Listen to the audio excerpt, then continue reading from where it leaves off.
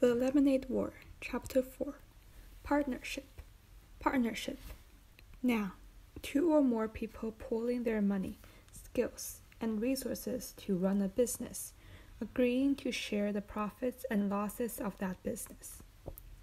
Jessie had been waiting for this moment, the moment when Evan would see their lemonade stand, see the wonderful decorations they had made, see the crowds of people waiting in line, see Megan Moriarty standing by her side. He would see it all and be so impressed. He would think to himself, wow, Jessie is one cool kid. She sure knows how to run a lemonade stand right. And then he'd jog over and say, hey, can I help out? And Jessie would say, sure, we were hoping you'd come over. And it would be like the old times. Why hadn't it worked out like that? With one part of her brain, Jessie continued to take money from customers and make change. That was the part of her brain that worked just fine. With the other part of her brain, Jessie went over what had happened with Evan. That was the part of her brain that tended to run in circles. She and Megan were selling lemonade. Business had been good. Then Mrs. Powley, a neighborhood mom, walked up. She had had a bunch of kids in her backyard running through the sprinkler, and now they wanted 12 cups of lemonade. 12! It was the biggest sale of the day. Megan got cracking pouring the lemonade, and Jessie took the 6 singles that Mrs. Powley handed her. All the kids from Mrs. Powley's backyard were chanting, lemonade, lemonade, lemonade. A fly buzzed by Jessie's ear. They'd been having a problem with flies because of the sticky lemonade spilled on their stand, and she cocked her head to one side to shoo it since her hands were busy with the money. And that's when Jessie looked up and saw Evan standing there, staring. So she smiled, but he didn't smile back. So she waved, even though she had all that money in both hands. She waved so he'd know that she was happy to see him. And then he stalked off, all stiff-legged and bristly. And she never got to say, sure, we were hoping you'd come over, like she'd rehearsed in her head. And just then, Tommy Powley, who was 2 years old, pulled down his bathing suit and peed right on the lawn. And Megan laughed so loud, Jessie was sure you could hear it all over the neighborhood. That's what had happened. That's exactly what had happened. But Jessie knew that something else entirely had happened, and she didn't get it. The way she didn't get a lot of things about people.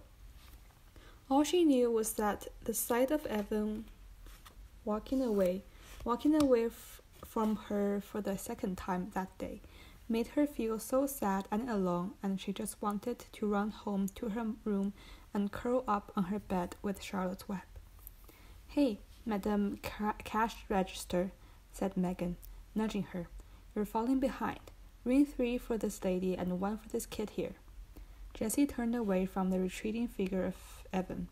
That's $1.50, she said to the woman standing in front of her. She took the $5 bill the woman was holding out and made change from her lockbox, focusing all her energy on the part of her brain that worked just fine.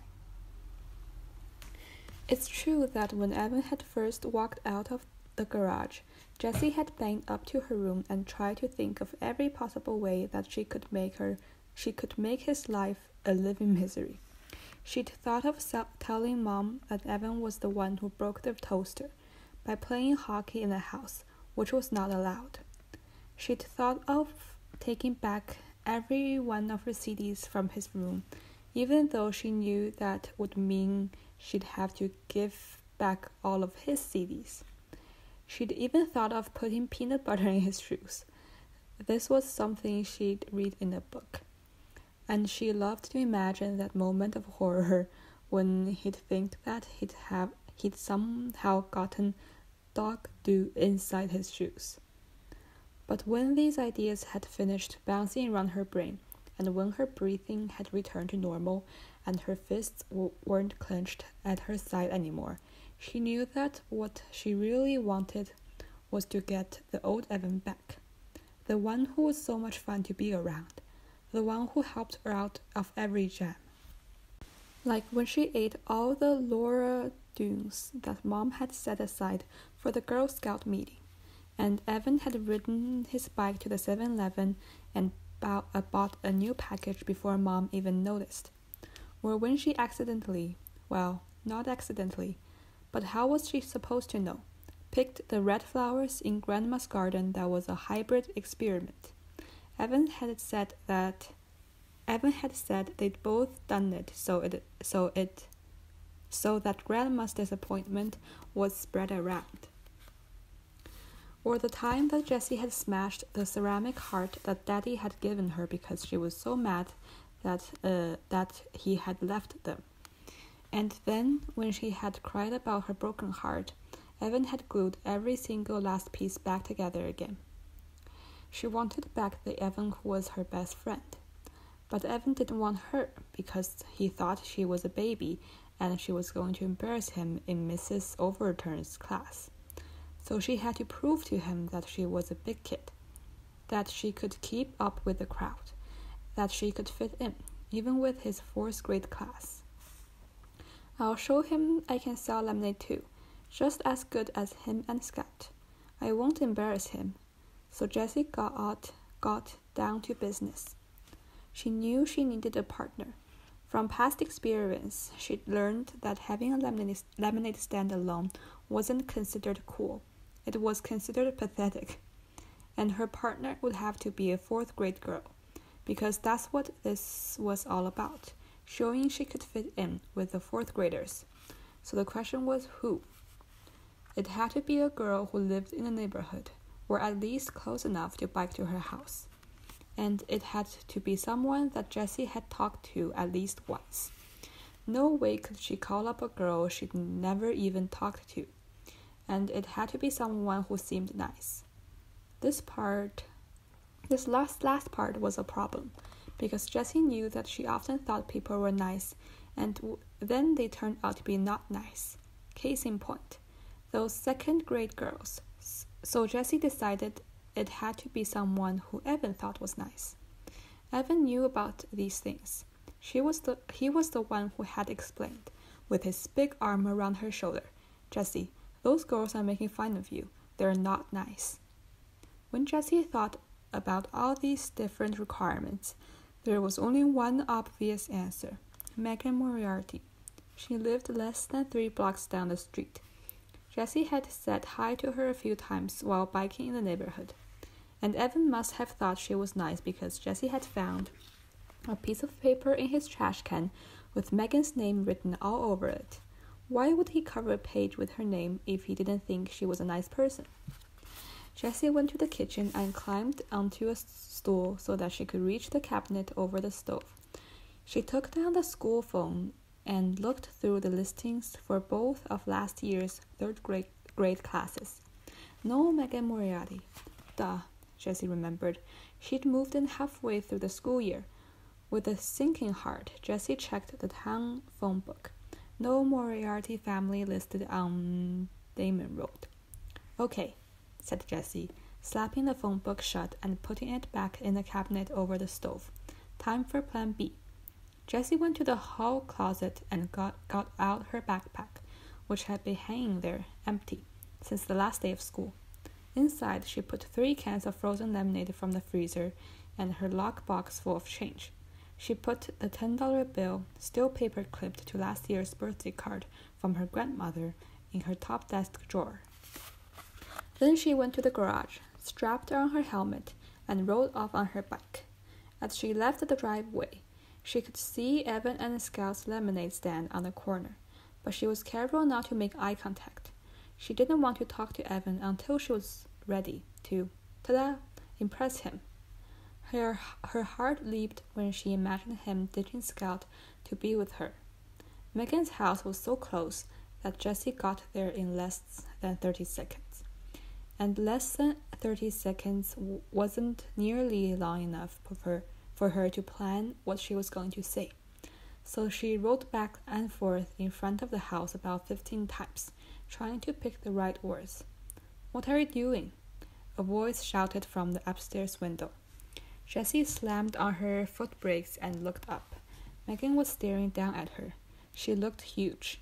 Her voice did not sound nice. "Riding my bike," said Jessie. "But why are you riding back and forth?" asked Megan impatiently. "In front of my house." "I don't know," said Jessie. "You wanna play?" "Who are you?" asked Megan. "Jessie," said Jessie, pointing down the street toward her house. "Evan's little sister?" asked Megan. Jessie felt like a deflating balloon. "Yeah." "Oh," said Megan. "I couldn't tell 'cause of the helmet." Jessie took her helmet off. "So you wanna?" she asked. There was a long pause. "Where's Evan?" asked Megan. "She's out, somewhere, with a friend," said Jessie. "Oh," said Megan. Jessie looked down at the ground. "People tell you things," Evan had told her once, "with their hands on their faces and the way they stand. It's not just what they say. You gotta pay attention, Jess. You gotta watch for the things they're saying, not with their words." Jessie looked back up. It was hard to see Megan at all. She was so far up and behind the window screen. Jessie sucked in her breath. "Do you want to do something?" Another long pause. Jessie started counting in her head. 1 1,000, 2 1,000, 3 1,000, 4 1,000, 5 1,000, 6 1,000. "Sure," said Megan. Then her head disappeared from the window. A minute later, Megan was at the front door. "Hey," she said, opening the screen. Jessie raised her hand in something that was halfway between a wave and a salute as she walked in. Her sweaty bangs stuck to her forehead where the helmet had smashed them down. She was so nervous about saying something stupid. She didn't want to say anything at all. She didn't say anything at all. Megan leaned against the banister of the stairs and crossed her arms. "So," said Jessie. She stared at Megan, who was fiddling with the 7 or 8 band bracelets on her arm. Jessie counted 2 Livestrongs, 1 Red Sox World Champs, 1 March of Dimes, and 1 Race for the Cure. "What's that one?" she asked, pointing to a band bracelet with tiger stripes. Megan stretched it off her wrist and gave it to Jessie. "It's for the Animal Rescue League. My mom gave them some money, so they gave us this. And a bumper sticker.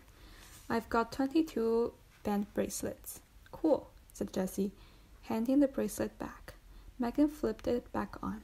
She continued to play with the bracelets on her arm, running them up and down, up and down. "So, what did I want to do?" "I don't know," said Jessie. I don't know. Let me think. We could have a lemonade stand." "Ugh," said Megan, sounding bored. "Oh, it will be fun. Come on." "We don't have any lemonade," said Megan. "I've got 3 cans," said Jessie. She slipped a backpack off her back and dumped out the 3 cans of frozen lemonade. Her lockbox came rattling out too. "What's that?" asked Megan. "My lockbox," said Jessie. "We can use it to make change." She felt her face getting red. Maybe 4th graders weren't supposed to have lockboxes. "How much money have you got?" asked Megan. "You mean in change or altogether?" Megan pointed at the lockbox. "How much is in there?" $4.42. 14 quarters, 5 dimes, 3 nickels, and 27 pennies. Jessie didn't say anything about the $10 she'd left at home. Both of Megan's eyebrows shot up. "Exactly?" she asked. What do those eyebrows mean? Jessie wondered in panic. Why was Megan smiling at her? "Jessie, those girls are making fun of you. They're not nice." Jessie didn't say anything. She had a sick feeling in her stomach that this was going to turn out badly. Megan straightened up. "Wow, you're rich," she said. "Wanna go to the 7-Eleven? We could get Slurpees." But Jessie pointed to the cans of lemonade on the carpeted hallway floor. The frost on them were already starting to sweat off. "We could do the lemonade stand later," said Megan. "Maybe." Jessie thought of Scott and Evan, racking up sales 2 blocks down.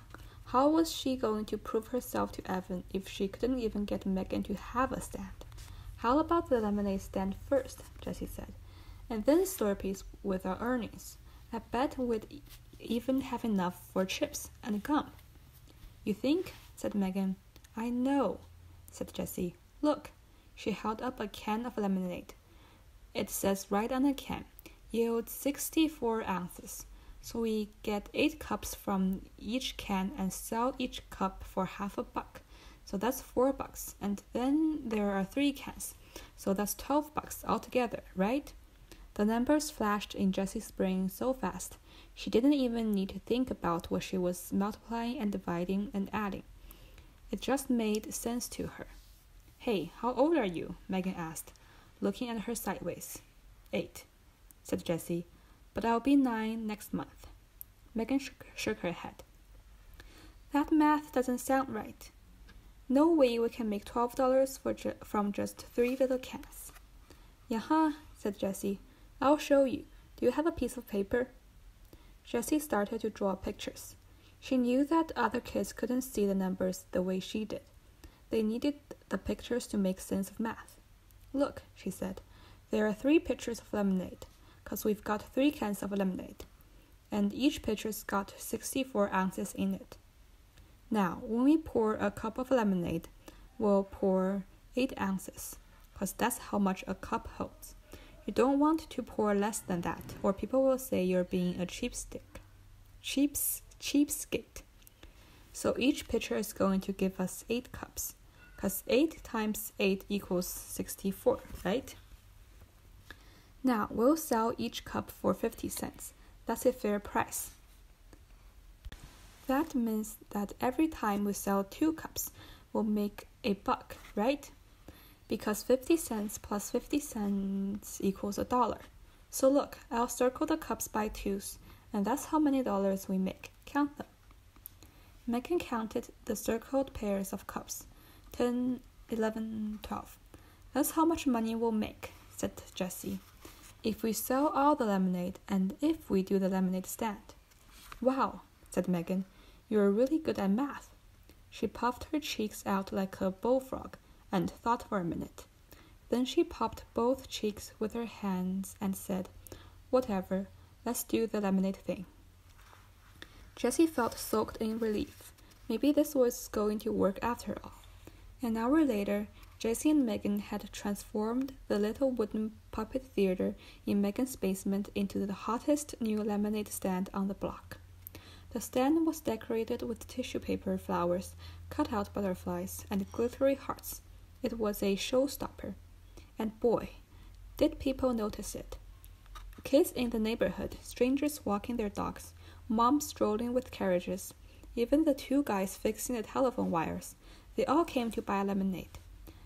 And just when Jessie and Megan were on the verge of running out, Mrs. Moriarty went to the store and bought 3 more cans, free of charge.